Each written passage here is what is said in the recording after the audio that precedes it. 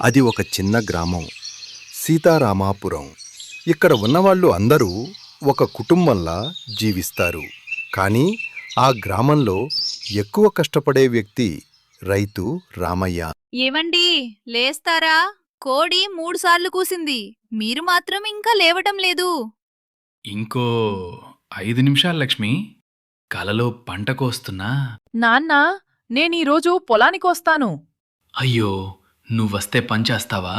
లేకుంటే చీమల వెనక పొరిగెడతావా? ఈసారి నిజంగానే పనిచేస్తా. సరే కాని ముందు అన్నం తిను. అమ్మా, అన్నం తిని నేను ఎద్దుల పనిచేయాలా? మాకు నువ్వు ఎద్దులా పనిచేయడమే కావలరా.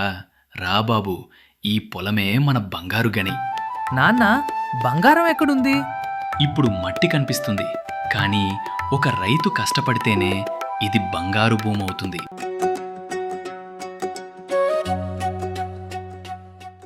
రామయ్య పొలంలో నాగలి దున్నుతూ ఉంటాడు. చిన్ను ఒక మొక్కను నాటబోయి ఆ మొక్కను తలకిందులుగా పెట్టాడు. అయ్యో, బాబు మొక్కని తలకిందులుగా పెడితే అది ఆకాశంలో పెరుగుతుందా? అయ్యో, నాకు తెలీదు నాన్నా. పర్లేదు చిన్ను, పని నేర్చుకునేవాడే పెద్దవాడవుతాడు.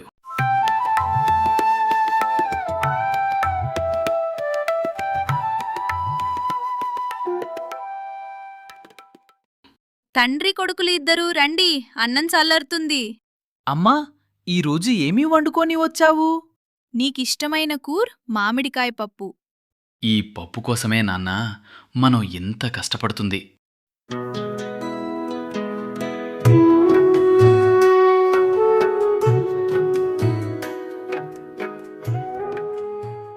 నాన్నా, మీరు ప్రతిరోజు ఇంత కష్టపడతారు. మీకు అలసట అనేది రాదా? అలిసిపోతాను నాన్న, కానీ ఈ పొలం పచ్చగా కనిపిస్తే ఆ అలసట అనేది మర్చిపోతాను.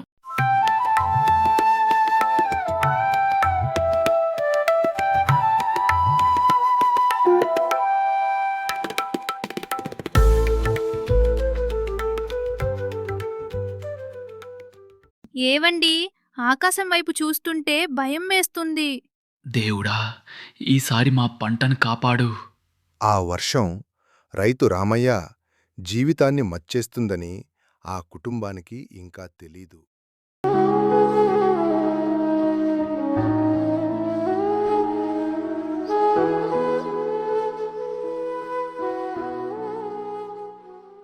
నాన్నా, ఎంత పెద్ద మేఘలో! వర్షం పడితే పంట బాగా పండుతుందనుకున్నా, కానీ దేవుడా, ఎక్కువ రాకూడదు.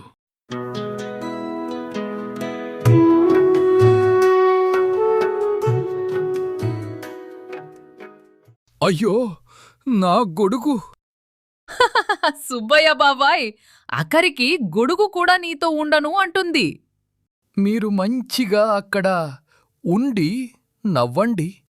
నేనేమో ఇక్కడ తడుస్తున్నా. ఒకరోజు కాదు, 2 రోజులు కాదు, 3 రోజుల పాటు ఆకాశం ఆగకుండా కురిసింది. అయ్యో, నా పంట, నా ఏడాది కష్టం మొత్తం నాశనమైపోయిందా? నాన్నా, ఏడవకండి. బాబు, ఈ పంట కోసం ఎన్నో కలలు కన్నాను. ఏవండి, పంట పోయింది, కాని మీ ధైర్యం పోకూడదు. మనం బ్రతికే ఉన్నాం కదా, మనం మళ్ళీ కష్టపడదాం. రామయ్య, ఈ కష్టం నీ ఒక్కరిదే కాదు, ఊర్లో ఉన్న వాళ్ళందరి బాధ ఇదే. ఎవరూ ఒంటరిగా లేము. రేపందరం కలిసి రామయ్య పొలం శుభ్రం చేద్దాం.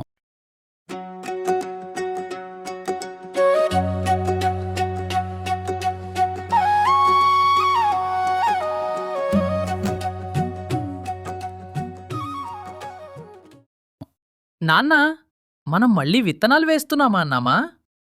అవును బాబు, రైతు ఓడిపోడు. ఒక్కసారి పడిపోయినా మళ్ళీ లేచి నిలబడతాడు. వర్షం రైతుల పంటను తీసుకుపోయింది, కాని రామయ్య ఆశన మంత్రం తీసుకోలేకపోయింది.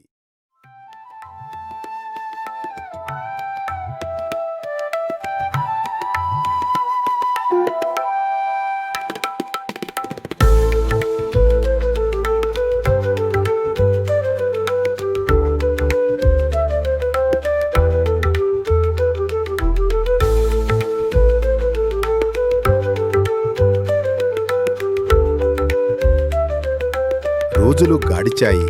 రామయ్య మళ్ళీ నాటిన విత్తనాలు మెల్లిగా మొలకత్తయి. నాన్నా చూడండి, మనం పొలం మళ్ళీ పచ్చగా మారింది.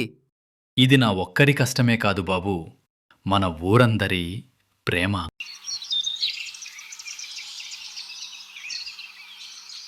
నాన్నా, మీరు ఎందుకని రైతుగానే ఉన్నారు? పట్టణంలో పనిచేస్తే ఎక్కువ డబ్బులొచ్చేవి కదా? బాబూ, డబ్బు సంపాదించేవారు చాలామంది ఉంటారు, కానీ అన్నం పండించేవాళ్ళు చాలా తక్కువగా ఉంటారు. ఒకరోజు డబ్బు లేకపోయిన మనిషి బతకగలడు, కానీ అన్నం లేకపోతే బతకలేడు.